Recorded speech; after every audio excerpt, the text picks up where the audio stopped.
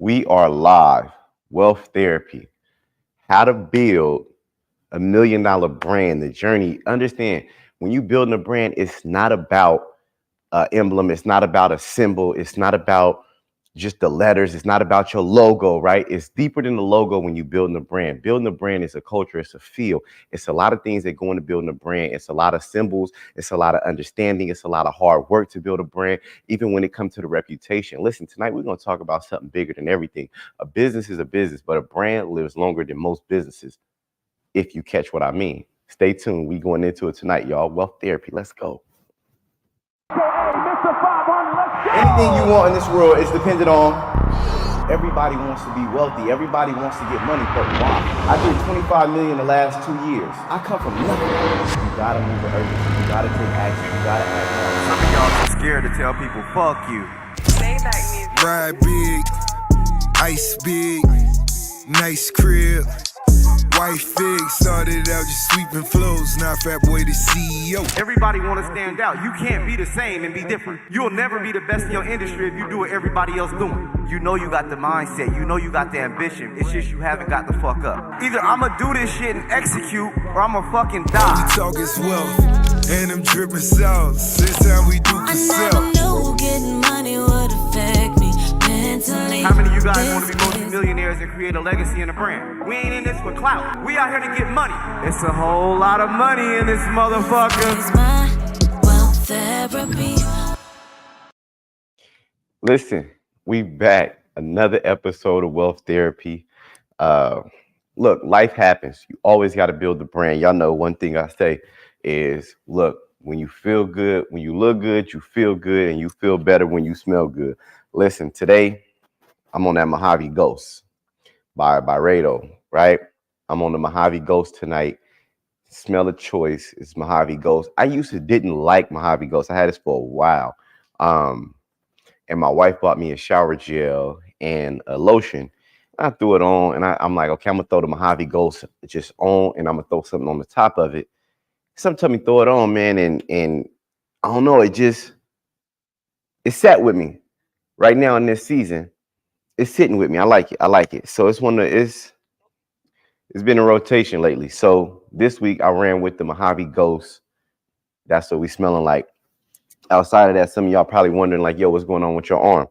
Told you, if when you look good, feel good, smell good, feel better. But listen, y'all know I've been on a health journey since I did my surgery and things like that. So I got an IV going, a vitamin IV drip going right now, just to kind of, I do them weekly on Wednesdays, just to keep me energized, to keep me fluent, keep everything pumping, and just making sure I'm all the way up to par.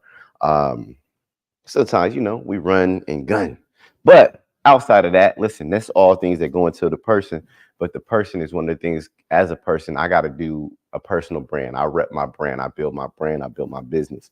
And so today I wanted to talk about branding, right?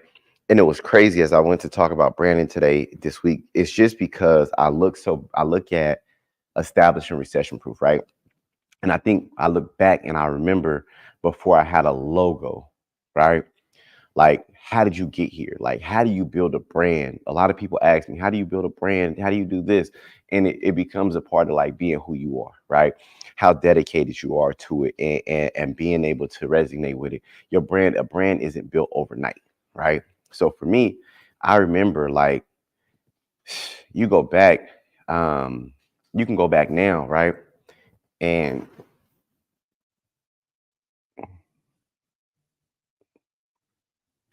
you can go back now.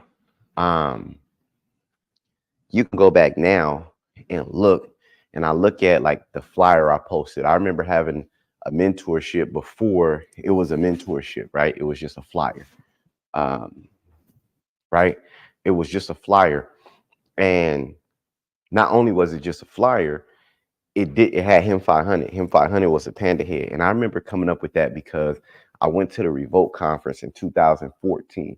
Y'all gotta understand, like, I've been on this journey for a long time. So sometimes people look at the finished product and think, oh man, you just got started. Like, I see a lot of dummies say shit like, oh man, y'all started doing your business during the pandemic. Like, I go back to 2014, documented, certified. It was who I was before I got here, right? But I put the work in that a lot of people want to skip. And when you building a brand, you got to realize that, like, a lot of people think they're gonna launch a brand, they're gonna start a brand, and they got a brand immediately. You don't. You don't. It takes years, right? And it takes consistency. It takes people get familiar with you, and you don't get people familiar overnight. It's not a, oh yeah, I'm gonna start my business, and then people gonna understand that they're gonna be rocking with the name. Nobody cares. When you first start a business, nobody cares. When you first launch your even if it's a personal brand, you coming out, you Mr. 6 weeks, 6 packs, whatever it is. Nobody cares. Nobody cares. And nobody cares until you make them care, until you make your brand relevant. And you have to consistently pound your brand into people's heads. And that's one of the things that I learned is like, nah, it's hitting it from every angle, making it to where you got to respect my brand. And so as we've built, I look back and I go and I can look now and I look at the R on my arm, right? Like that recession proof R means something. You see what I'm saying? Then having letters that represent my company, like RPX, those letters mean something to where to the point now we got a fraternity. So we got Rho Pi Xi. Those letters still mean something, even in Greek, right? But before all of that, when it was just recession proof, I didn't even have a logo, right? I'm gonna tell y'all, like, even how I came up with recession proof blue. I came up with recession proof blue because of the fact that I had to literally speak at a conference. And while I was speaking at a conference, one of the things that I had to do, um, was, yeah, you need me? One of the things that I had to do was find what I was gonna wear. So I wanted to wear something that stood out, right? And so I wore something that stood out. And when I wore something that stood out, I said, you know what? I'm gonna wear the bright blue suit. So ironically, I decided to wear a bright blue suit. Well, guess what? I wear a bright blue suit, stand out on stage, right? Guess what happens next? I'm like, okay, I like it. So I'm figuring out what I'm gonna call my mentorship. I decided to go recession proof. I got the logo made. I never forget we had a call. I'm on a coaching call when the logos came in, and I asked my team. I asked my mentees. I said, "Yo, should I go with the orange or the blue?" And it was like a tie between the two. People was like, "Yo, I like that orange." Some people like, "Nah, I like that blue." And I went with the blue because of the suit that I decided to wear on stage because it was a bright blue, and I liked how it stood out. That's literally how recession proof blue was ironed out, right? And then I also looked up the meaning, like, yo, what does blue represent? What does orange represent? And I was like, okay, the blue is already there. I already like it. I'm staying with the blue. And then I said, you know what? Every time I do an interview, since that blue stand out so much, I'm always gonna wear blue. Matter of fact, I'm gonna always wear this blue suit, right? And so I went and got 2 or 3 different blue suits, and I would just always keep them in rotation. I'm doing a podcast, a speaking engagement, whatever it is, I'm wearing the blue suit. I became the guy in the blue suit. That's kind of how I started establishing it. So then it came recession proof blue. My cars, blue. Everything blue. My my Rolex, blue, right? Everything became blue because it was to identify my brand. And I think that even when I first started with recession proof, people were like, yo, what does that R mean? It's for recession proof. But people ask, like, yo, what does it mean?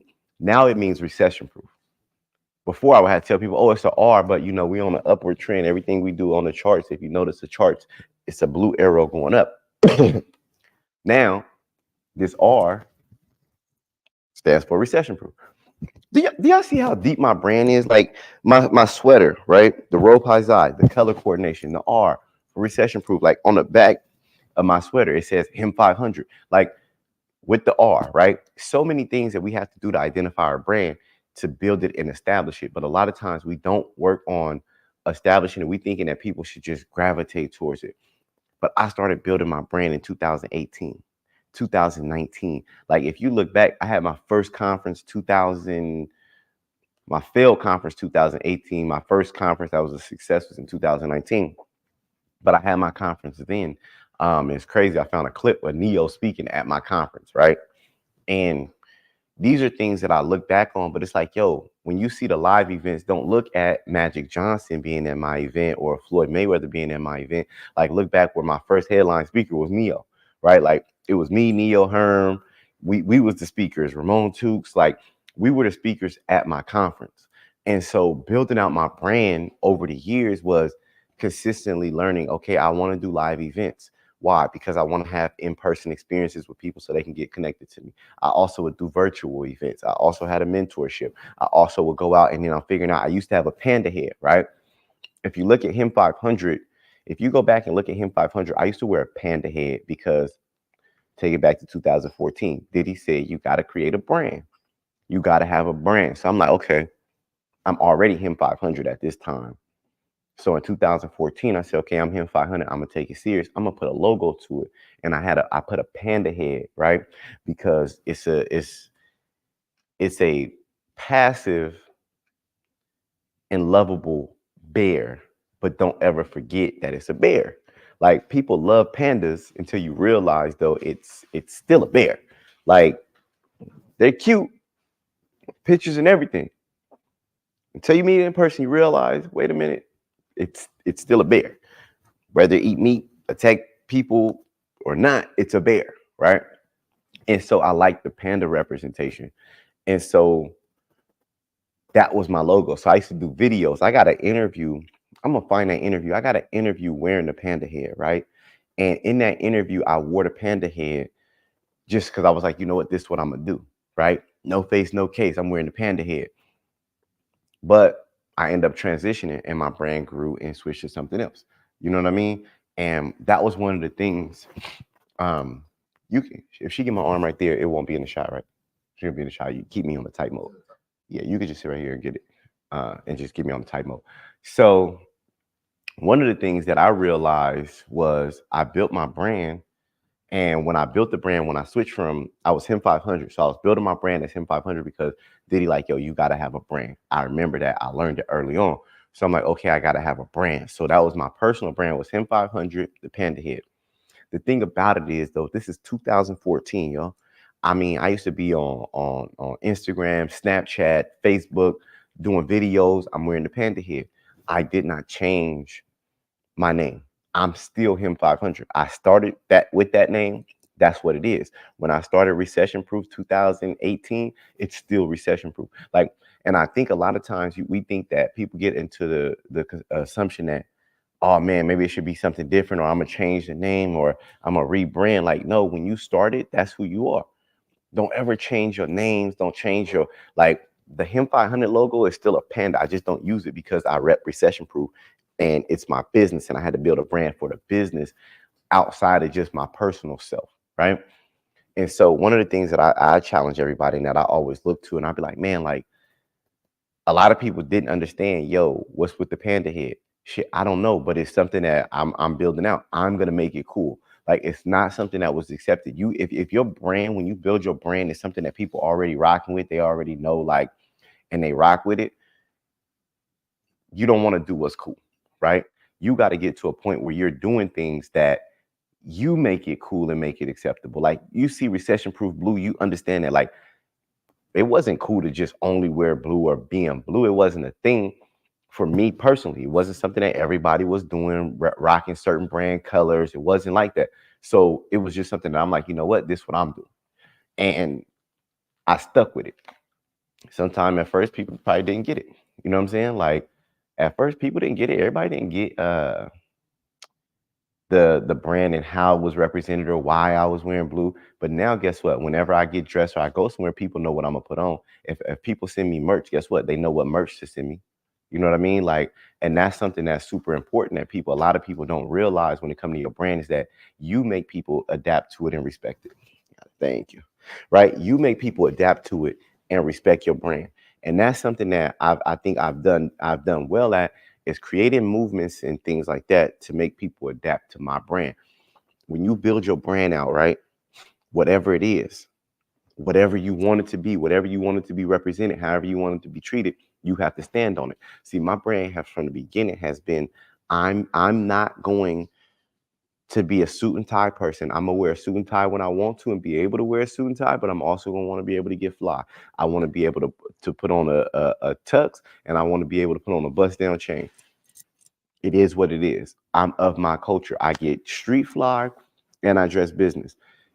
And I wanted my brand to resonate with both, to understand that I can still go out, have a good time, listen to rap music, but I also can have a conversation of of purpose and be able to have an intellectual conversation about things that matter in life. I can build a business. I can be financially stable. I can be financially literate and still have a good time and still be me and want to wear jeans and t-shirts and designer clothes. I can wear designer clothes or I can wear non-name brand clothes. It don't matter. I can wear a Zara outfit.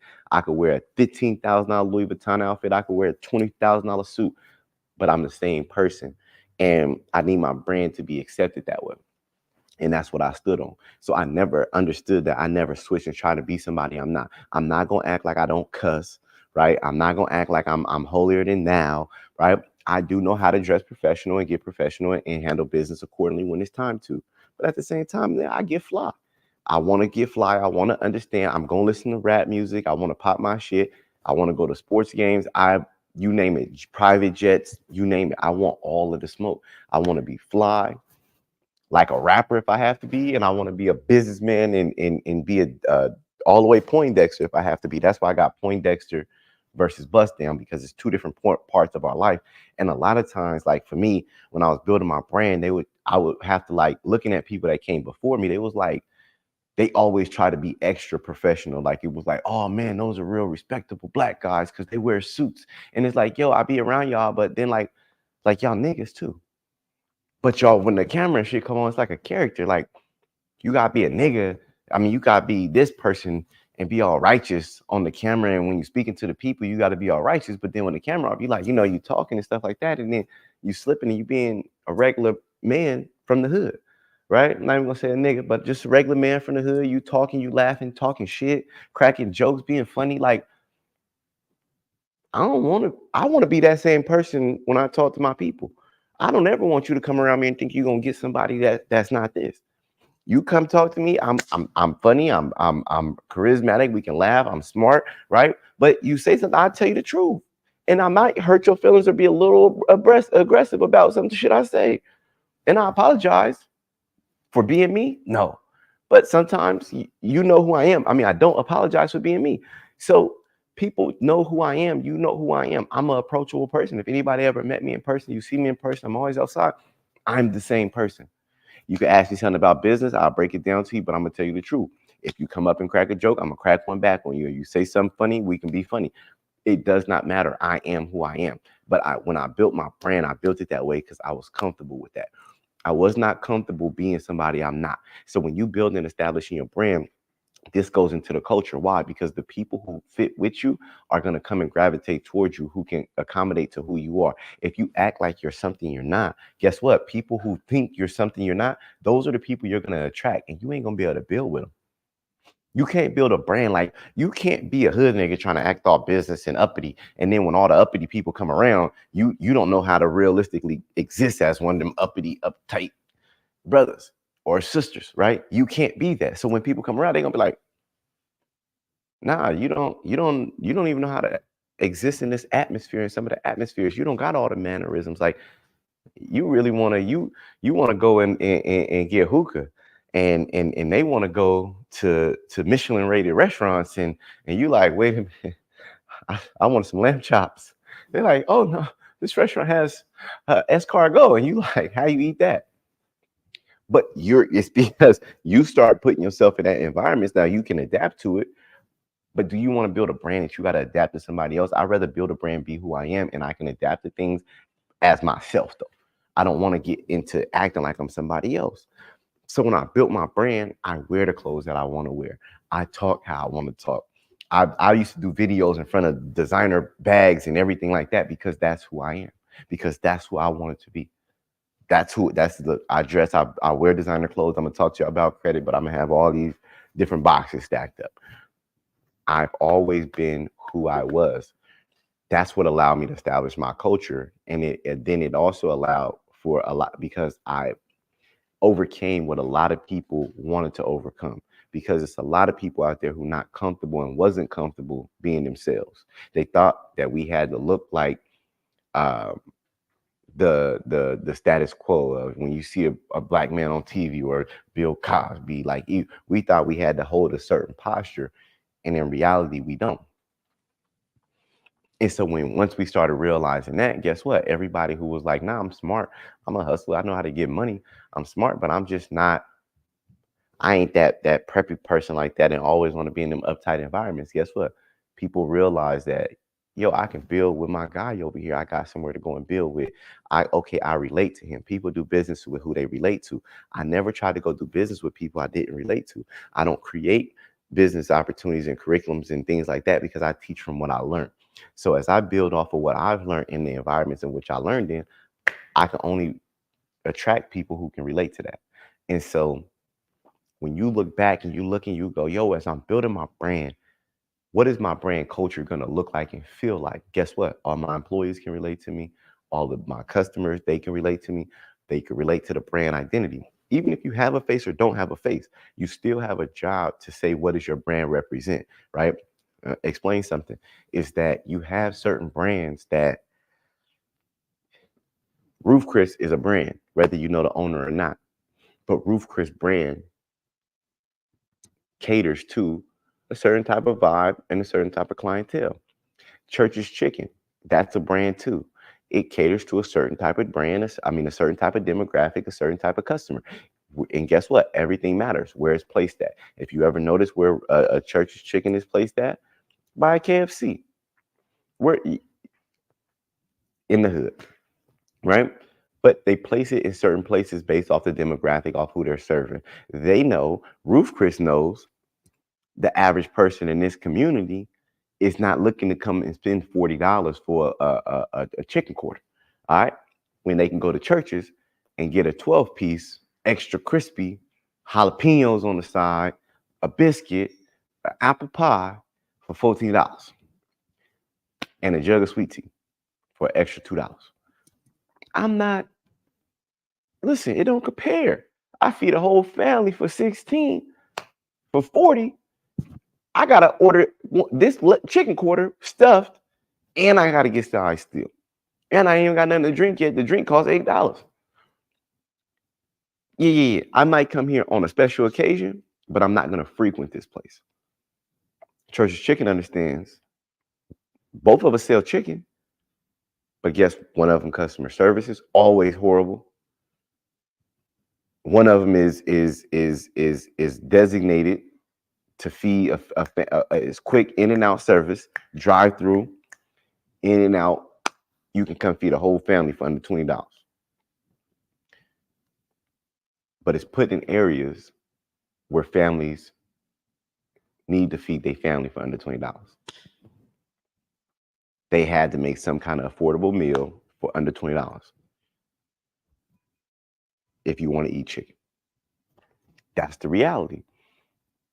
When you build a brand, you have to realize who are you servicing, what does your clientele look like, and then, hey, what am I going to design this like, right? Because now, guess what? Now the branding matters. See, you can't go and say, oh yeah, I want to go into an environment where they don't spend this kind of money, or I want to go into an environment where they're comfortable spending X amount of dollars. And I'm gonna give them something super quick, easy, and cheap. And they're like, yo, this demographic does not buy that. So when you build your brand out, these are all things that matters. But a lot of times is that we think we're gonna make somebody else bend and fold and cater to our brand. Oh no, I'm gonna go put a 5-star restaurant where no other 5-star restaurants is at, where no other upscale amenities, any upscale gyms, hotels, nothing's there. I'm just gonna go create a 5-star restaurant. I'm gonna charge 5-star prices. You're gonna get your 5-star ass gone. You're gonna close down because it's not designed for that. And so when you build your brand out, think about, okay, what's my messaging? Who's my target, my demographic that I talk to? Who's my clients? Who's my customers? And my price points matter. What I do matters. What I say matters, right? A Church's Chicken commercial is totally different from a Roof Chris commercial. Let's not even say commercial because Roof Chris don't really got commercials. Advertisement. And I'm just comparing two because I'm talking about chicken. We black, we all like chicken, and I'm sure y'all done had Churches, and I'm sure y'all done had the Roof Chris chicken. If you haven't, you should definitely go try the stuffed chicken at Roof Chris. One of my favorites. Yeah, I frequent and get the chicken, but I just realized it's $40. $4 for chicken. I grew up on Church's Chicken. I'm telling y'all, 12-piece, extra crispy, jalapenos, and some biscuits, jug of sweet tea, and jalapeno poppers. with ranch. Listen, this is like them my go-tos. And the funny thing is like I still would go. My wife be like, that stuff just smell like grease and make my stomach hurt. Let me get a 2-piece, 2 thighs, a biscuit, some jalapeno poppers, and some ranch. I'm good to go. Biscuit, church is already with a little honey. Listen, I'm good. But then some days I go get Ruth Chris and I sit down and have this meal. I enjoy it. But I do realize the difference, and I realize the difference on how I feel when I feel like going to get it, where I'm at, right? Getting a strawberry soda. Like it's a whole different feeling, man. It should be like when I'm in the hood or I'm around the hood, it's like, yo, I'm okay with going to churches. But I see the difference. But I like chicken, but I can compare the two as a business owner and be able to identify it. So I ask you is that when you service a client, realize though, does it mean, oh, I got to create a product? Do you think Ruth Chris was designed to say, hey, I'm not trying to serve this person? No, it was designed by the person, whoever came up with the Ruth Chris. It's a steakhouse, right? I'm just using the chicken. But when they came up with the stuffed chicken, they didn't come up with the stuffed chicken saying Black people love chicken. They had a steakhouse restaurant and was like, yo, what is our chicken menu going to look like? And this was the item that they chose to put on their chicken menu. They didn't choose it saying, man, Black people gonna love this chicken because they love chicken. That wasn't the case. When Church's Chicken made their chicken, they didn't say, oh man, Black people love chicken. This is where we're gonna put the location at. No. They created a business model and realized their price points and realized where they fit in the locations that they fit to. And everything else is built around that. This is our model is going to be able to feed families for this amount, and we're going to fry chicken. We're going to cook it cheap. We're going to buy it cheap, cook it cheap, sell it cheap, and sell it to the masses. So we got to go into the markets where the masses of people who want to buy cheap chicken, quick fried, in a hurry, is at. That's it. So you realize that business model is not, oh yeah, they just wanted to serve food to Black people. No, they wanted to be able to sell it, fried chicken, get it in and out quick, put it in these neighborhoods. And then guess what? I'm pretty sure the business model started to adapt, and it was like, if you go into these lower earning neighborhoods, we thrive more versus being in these neighborhoods. And any business owner is going to watch the numbers and watch the data and see where their business performs at. And then you start to accommodate the clientele who actually support your business. So when you're building out your brand, you want to look and say, hey, listen, what does my brand represent? Who actually gravitates towards it? Not who do I want it to gravitate towards? Not who do I want? Who starts to gravitate towards my brand? I built my brand in Chicago. Chicago, I started recession proofing. Like a lot of people don't even know, Chicago is where I started recession proof. And it was Chicago and Texas, right? I did not know how many hustles was in Chicago. Like, I thought Atlanta was like Black excellence, right? I'm like, yo, Atlanta, I'm targeting Atlanta with like my posts. But Chicago got like hustlers, like Chicago about getting to the money. And I realized that. I said, ooh, Chicago different. And I said, oh, if I can go sell a product in Chicago, I'm dealing with my people. I said, if I could sell a product in Chicago and charge somebody $5,000 and then go to Chicago and hang out and go to dinner with them and post my location, oh, I'm good money. Guess what happened?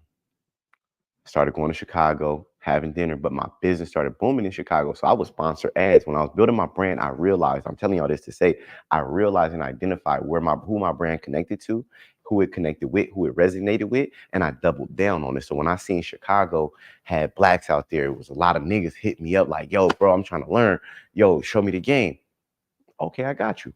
So I started showing them in Chicago, and I seen that. So I started doubling down on my sponsor ads in Chicago. I wasn't running paid ads. I was sponsoring posts. I would make a post and I was sponsoring in Chicago, right? And people would join and they would hit me up. And so I'm like, yo, I started going to Chicago. I would fly and travel to Chicago. And so I started realizing who I was talking to. Started looking, Houston started popping. So I'm starting getting motion in Texas. Atlanta started kind of picking up a little bit, seeing my motion other places. Atlanta wasn't gravitating at first. Then New York popped off. Then Philly popped off.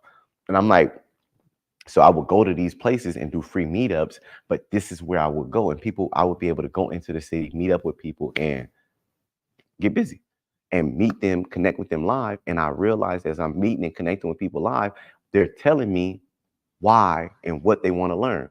I just doubled down on everything that they wanted to learn and went into other black neighborhoods and black cities where I seen blacks. Like DC wasn't popping for me.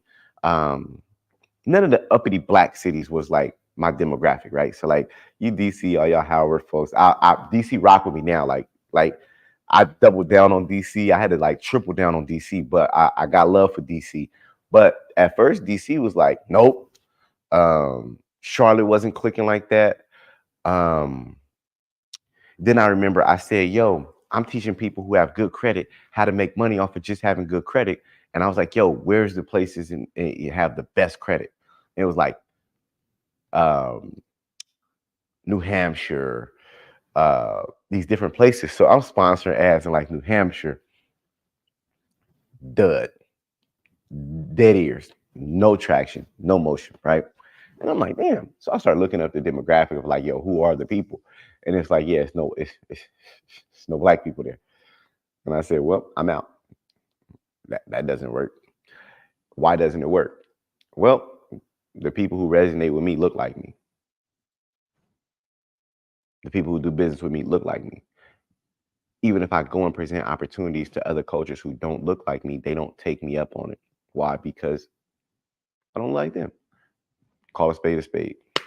So one of the things that I started building on was that, right?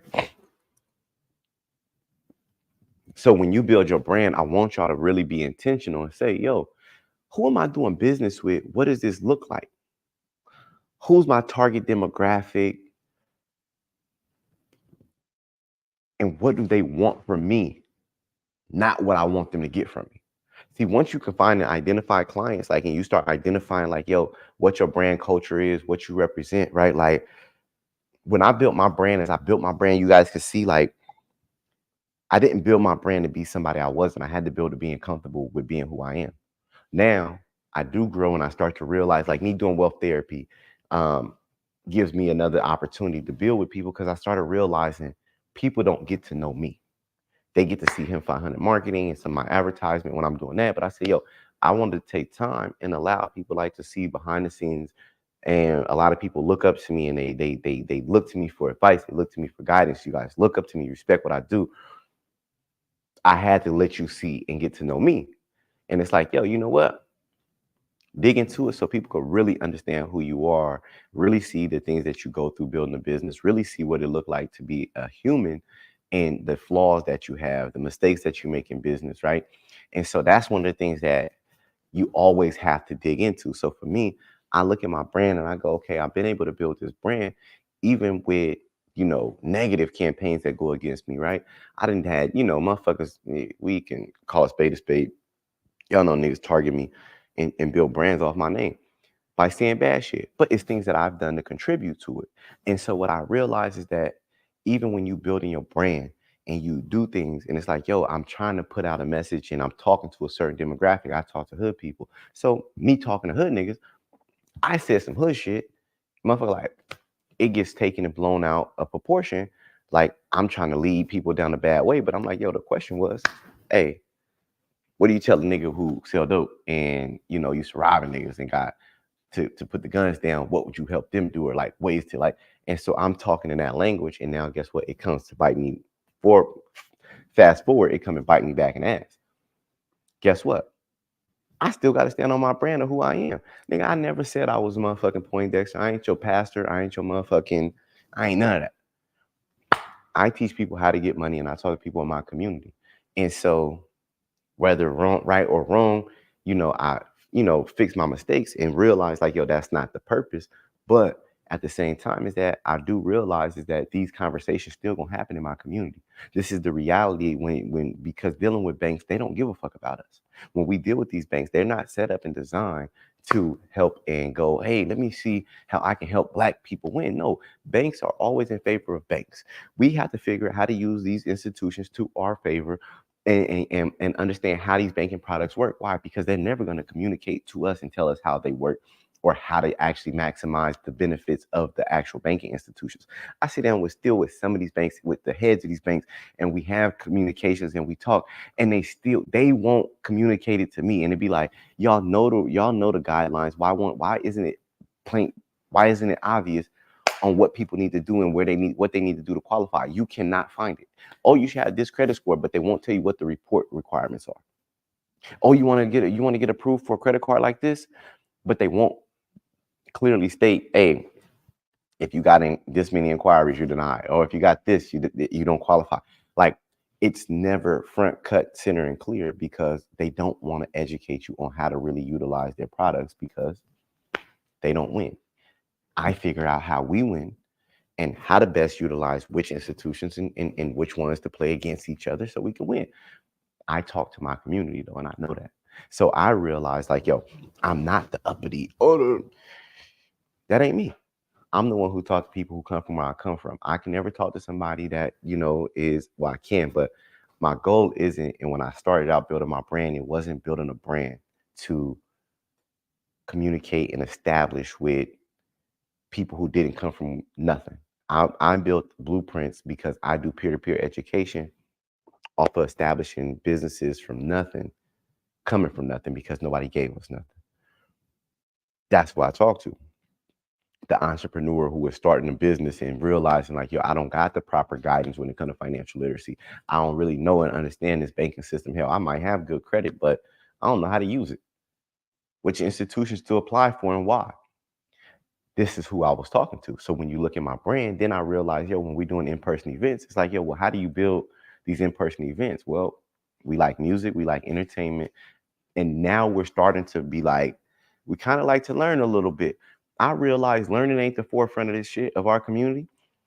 You go into our demographic, we don't care about learning. No way that I'm on live, Kai Kanano live is Kai Connect, whatever the hell his name is, Kai. I'm on live, Kai on live. It's tens of thousands of people on his, a few hundred on mine. Why? Our people isn't prone and trained to want to learn yet, and growth and personal development. That's not a big thing in our community. Is that a black thing? No. You go to a Tony Robbins event and go to the Super Bowl. A Tony Robbins event is a goddamn Super Bowl for white financial literacy, white self-development is a Tony Robbins event.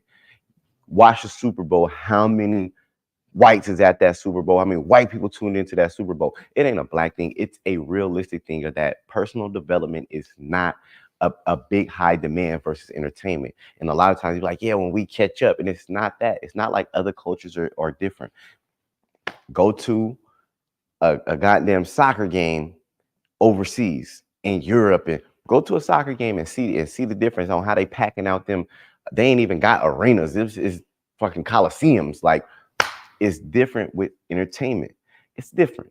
So I'm not going to fault my people and say, oh, y'all need to be here. This is things of me building my brand and my culture, understanding it. I have to exist where my culture's attentions exist. And I just got to get a piece of it. I know that. I'm not going to tackle that whole crowd. I'm not going to go and tackle and walk in somewhere and they're going to treat me like LeBron James, or they're going to treat me like Drake. It's not going to happen. So I realized that, but I realized that I don't have to get treated like them. I just got to bring them over here and we can just create that moment, because now I can gain more of the attention from more of my people who do want to learn, but this can pull them as well. So the entertainment can pull them just like the education. Like, I'm interested in education, but with my favorite entertainers there, like, I really rock with it and fuck with it. These are things that I started learning, building my brand. So when I build my brand and I message and I talk to people, guess what? It's hip hop. I'm not going, hey, suit and tie, walking in a business office. Hey, you can be a entrepreneur and start your own business. No, that's not what an entrepreneur really looks like for my community. It ain't what I look like every day. I wake up, I get dressed, I get fly, and I dress how I want. Some days, if I'm going to the meeting, I might put on a suit. Most days, I'm not. I'm going to put on some jeans. I might throw on some Air Force Ones. This is how I am and how I'm coming. I might go out and I might put on my Rolex, diamond wedding ring. Like, this is who I am. So I show people that, hey, guess what? I'm married. I raise my kids. I'm able to buy my family a home. I'm able to drive the cars that I want. I'm able to talk the shit that I want. I can listen and have different rap. I have Meek Mill at my conference, and we can rock out on stage performing with Rick Ross. And I'm an entrepreneur that talk about financial literacy, self-development. How do you a lot of people start to resonate like, nah, I could be that. So now you look at entrepreneurs. How many entrepreneurs you see got chains now with their logo and their business on it? I ain't saying I was the first one. I'm just saying I'm the biggest one of the main ones that kind of made it cool to rep your shit. Look at my wrist. I rep my shit. So when I built my brand, I built it around being, authentic to who I was. And so I want you guys to just understand, like, listen, as you build your brand, keep it authentic to what it is that what the cause is that you're trying to attack. So let me go deeper though. I'm gonna take you onto the representations because you have to build a culture in order for you gotta have a cult. Like you can't have a culture without a cult, right? So when you look at it, you got to have colors that you represent. You got to have letters that represent you. You got to have a mascot that represents you, right? You then got to have a chant that represents you. Like, I'm a real hustler. I'm recession proof. Like, Yo Gotti made our fucking fight song. Like, you look at a school, right? If you create something and you're creating a culture, schools have the best culture. They got fight songs. They got fight songs. A school is a place you go to learn, but they have sports and entertainment, extracurricular activities, right? Hence the reason why I do basketball tournaments. Hence the reason why we go and do certain things, right? From basketball tournaments to we did the basketball game and different things, the events, right? Because we have to have any extracurricular activities where we connect. You look at it, I got the Viking. The Viking represents, that's my mascot, right? The colors, blue is the color for the school, right? Recession proof, Yo Gotti, that's the fight song, right? So I was able to create these things, and it's like, oh man, the main thing is like you're educating people. No, I'm educating people, but outside of just educating people, I know that people need more than just education.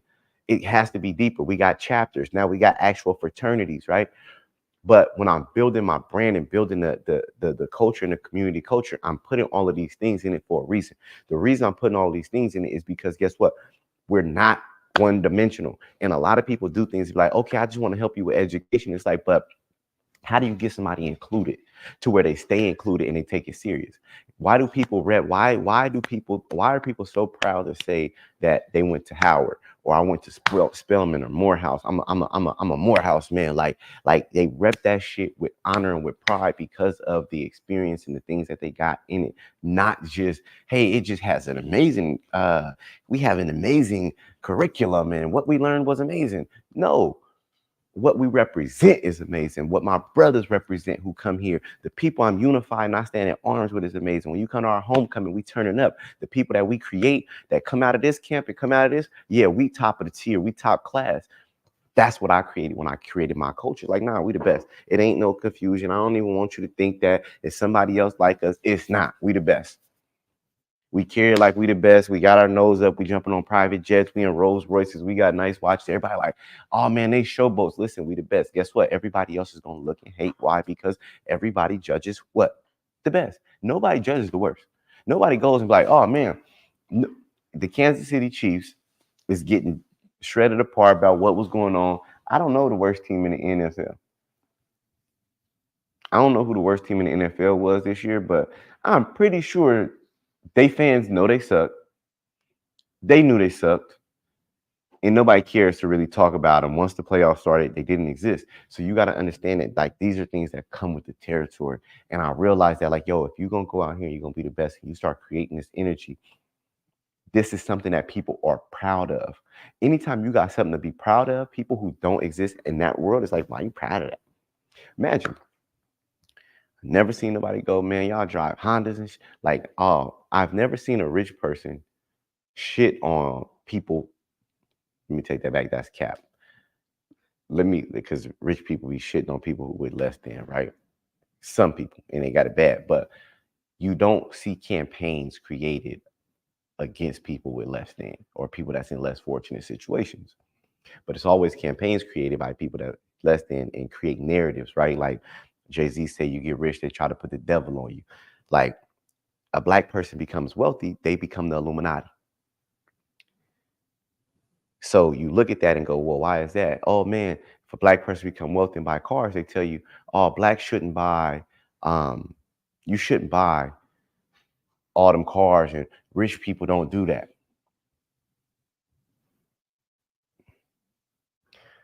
Every rich person I know, quiet or not,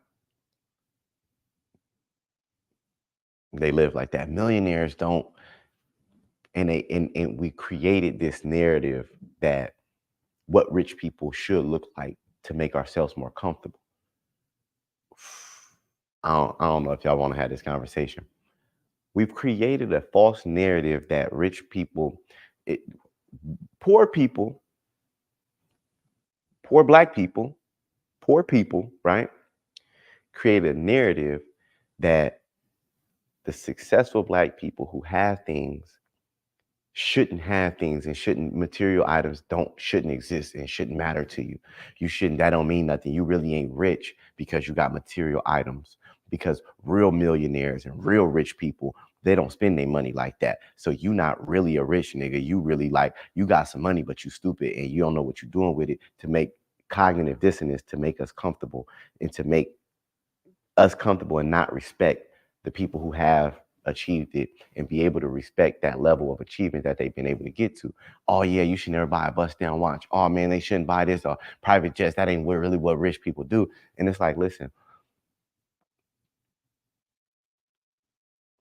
you haven't reached this level yet, but somewhere society has planted a seed in your head to not be receptive or be acceptive of somebody who has been able to accomplish more, and look at it and go, yo, this is what it is, and I can live like that. But that's just their choices, but it does not mean it's wrong. People may choose to live a different life or choose to, do different things with their money, but we've been conditioned to make it bad, not conditioned to be receptive to there are different options, because motherfucker, I'm rich and I have all the material things, and I'm really rich, and I'm really a millionaire. Really have a $5 million house. I really have a $2 million rental property. I really have over $10 million in real estate. Like, I really do. But a motherfucker who make $40,000 a year has been conditioned to think that, oh man, real wealth ain't looking like that. Newsflash, motherfucker, you don't really know. Oh yeah, I know some people who millionaires. The millionaires you know ain't like me, and they don't come from the same communities that you come from. And this is what millionaires that come out of our community look like.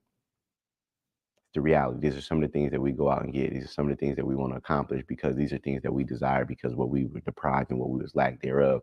And so we look at things and we identify with and we glorify different things. I don't glorify $50,000 paintings, $100,000 paintings. Those aren't things that I looked up to, and I look up to and be like, I want to have those, because I got a $10,000 Rolex and somebody else got a $10,000 painting, and I made the investment in my Rolex. They bought a painting. You can see my Rolex and you can't see their painting. It makes you comfortable. But since you can see my Rolex, it makes people inferior. And that's one of the worst things, that it makes some people inferior, the weak people.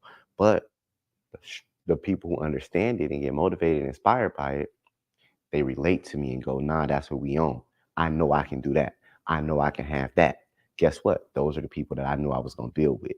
And the other people I knew was not going to like it. And everybody that I build with, we're going to give y'all our ass to kiss. That's just the reality. Everybody, all kinfolk, all skin folk ain't kinfolk.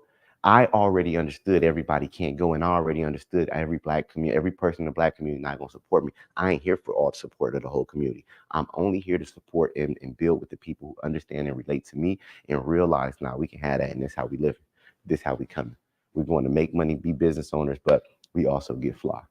We also gonna take fly trips. We also gonna raise our family and have our kids on fly shit. We also gonna have families and get married and live that life and be able to take care of my wife and be able to provide and be with a woman and create a black family. It's a lot of black leadership and a lot of black pro-black shit and black excellence, and motherfuckers don't have wives. Like, how can you be a person that says, I see a lot of people go into it, and like, if I'm talking about building in the black community, how you building a black community? You don't build a black family. If you can't lead a home, what the fuck make you think you can lead out in public? And then it questions people like, yo, you want to be a leader, but where's your leadership skills at within yourself? Like, where's your personal leadership skills that when they come into this? And that's one of the things that I look at. Like, when I was coming up, I really pay attention to people. And most of the people that I seen that was black, wealthy, black, rich, let's not even go wealthy, let's just say black with money and dope businesses, most of them was married. Most of them was married, had a woman, had kids. And that what it did was it let me know, I'm like, yo, it's something in that within self, in self-control, that allows these people to also excel in business. I don't know if it's, I'm not gonna, this ain't a relationship talk, but I'm looking at the culture that I'm looking at building, right? And building out my brand and what my brand represents and building with leadership and things like that. It's like, yo, how can you be a leader and you don't lead in home? You don't lead a family. So you want to come outside and lead the public, but motherfucker, you don't lead and you ain't building nothing that you 100% responsible for. You want to come out here and then go back home and go into hiding where you be a fuck nigga.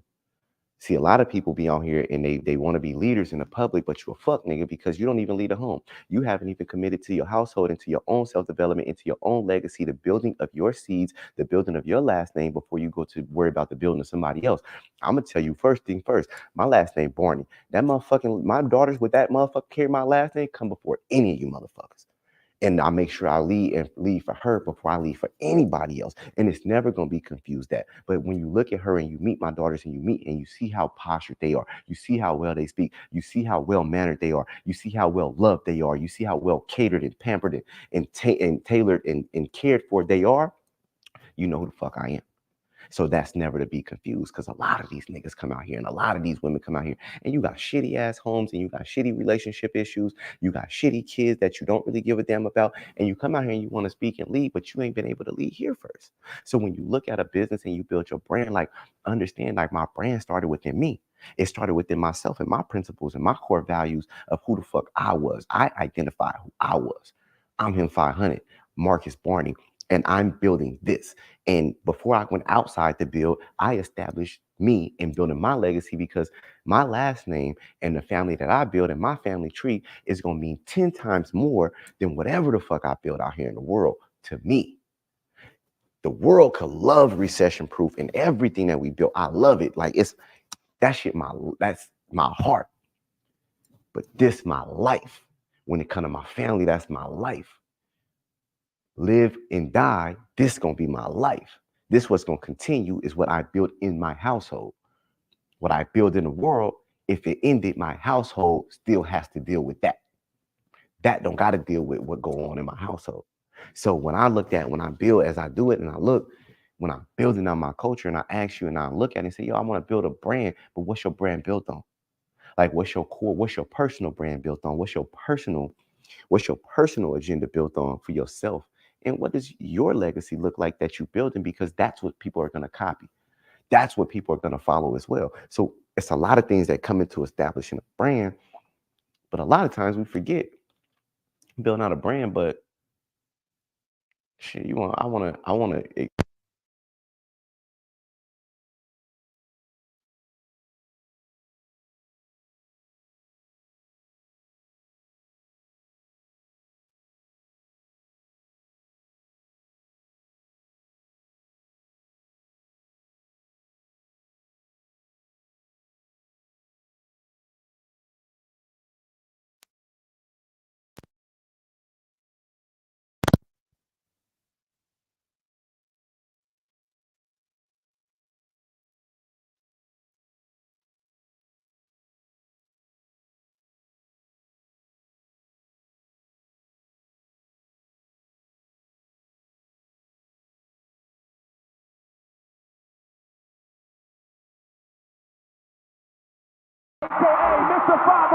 Anything you want in this world is dependent on, everybody wants to be wealthy. Everybody wants to get